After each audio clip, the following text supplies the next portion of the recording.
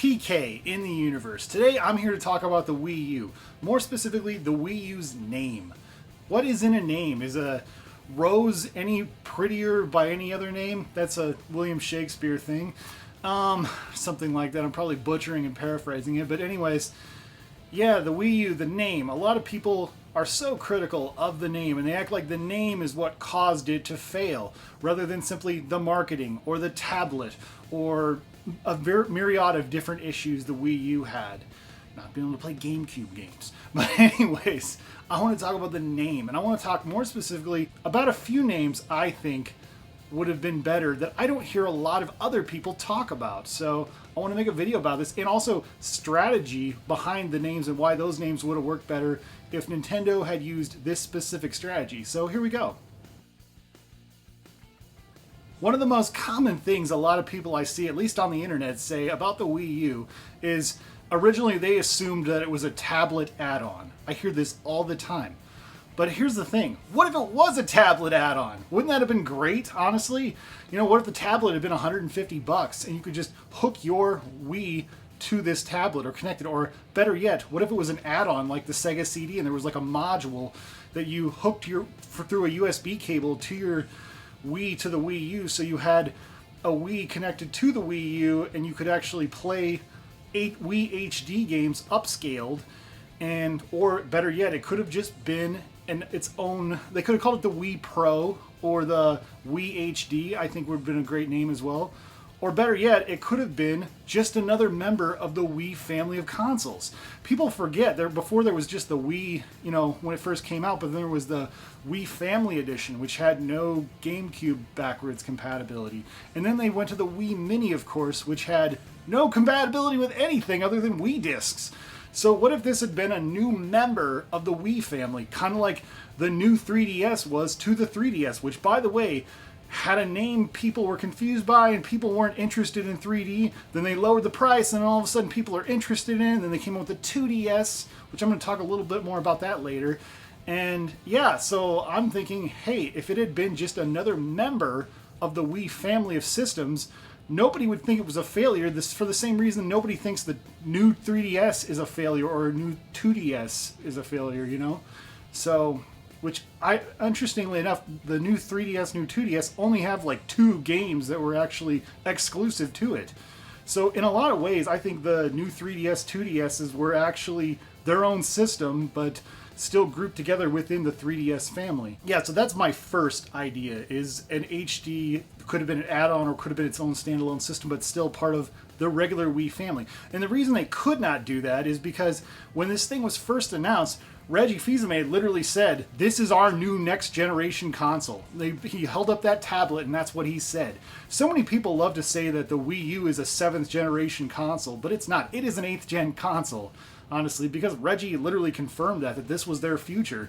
And then that future changed. But man, can you imagine if this had been a stopgap in the Wii family and the Switch had been their new future, and this had been something, you know, to tide people over until the Switch came out. That would have changed the entire perspective people have on the Wii U right now. So anyway, so that's my first idea. Here's my second idea. What if Nintendo had went all in on the Wii U in a way they did not really do the first time? We look at how great it was that we had backwards compatibility with the Wii and the Wii U, and you got to see your games, you know, upscaled a little bit, even though it's not really upscaled, but you could play them using HDMI, which was cool. But what if, for example, they had made it backwards compatible with GameCube games as well? And not only that, you could actually play your games on a GameCube, because you can do that, not natively, but if you're soft mod your Wii U, you can actually play your games on the Wii U gamepad, and that would be pretty freaking sweet. Not only that, you had, at the time when this system first came out, you had access to 2 virtual console shops. You had the Wii U, of course, with the eShop, and then you had the Wii Shop channel. What if you had a 3rd channel? Hear me out, guys. What if we had called this system the Wii 2DS? Yes, the Wii 2DS. What if you could have bought DS games, not just on the Wii U eShop, but played your actual original DS games and just stuck it in there? Just like there was like a, there was an SD card slot. Why not have a Nintendo DS slot or 3DS?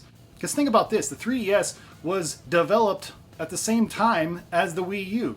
Can you imagine if you could have played your 3DS games, which did not actually require 3D, on your Wii U? That would have been huge, or Wii 2DS, or whatever we'd call it. And maybe you'd have access to that eShop maybe instead of because the DS iWare shop wasn't very good. But I think it could work, and the reason this could work is because you would have the Wii U gamepad. And that's what's great about the Wii U is you can currently, at the time of this recording, as long as the eShop is still up, you can buy Nintendo DS games on your Wii U. So why couldn't you buy 3DS games? It would make a lot of sense. And the Wii U gamepad does have its own stylus. I've heard a lot of people say that the Wii U in a lot of ways is like a big Nintendo DS, and of course it plays DS games. So I think Nintendo should have literally went all in on the Wii U and had multiple shop channels that you could buy games off of, and basically, yeah, charge $400.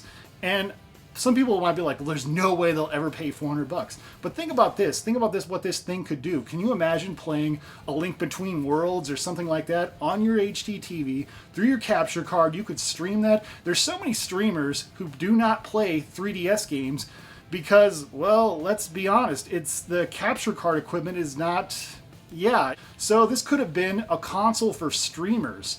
If Nintendo had gone these routes, I think, honestly, either one of these routes I think would have been more acceptable than what they did with the Wii U. I love the Wii U. I'm super passionate about the Wii U.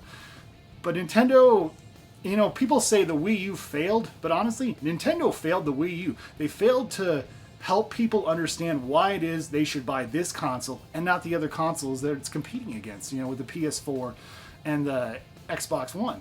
And I think if they had brought something just so incredibly unique like that beyond simply, oh, we've got a tablet and we don't know how to tell you how to use this thing, then I think they would have been much more successful because, again, you'd be like, you can play all your games basically on one console. I mean, there's so many great things about the Wii U. I mean, I've talked about in the past how the Wii U is like the ultimate Zelda console because it has literally like 15 Zelda games or something like that on it. The Switch will never have that many, and I think at the end of the day, the Wii U, no matter what form it was in, could have been a great stopgap console for the Switch and not be looked at as so poorly as it is today. If Nintendo had decided to either go all in or just make it a part of the Wii family of game systems. So, anyways, that's my thoughts. What are your thoughts? What was a great name you had for the Wii U that Nintendo didn't use? Was it Super Wii? Was it something like that? Comment below. I'd love to hear what you have to say. Thank you guys so much for watching, and stay awesome in this universe. Thanks.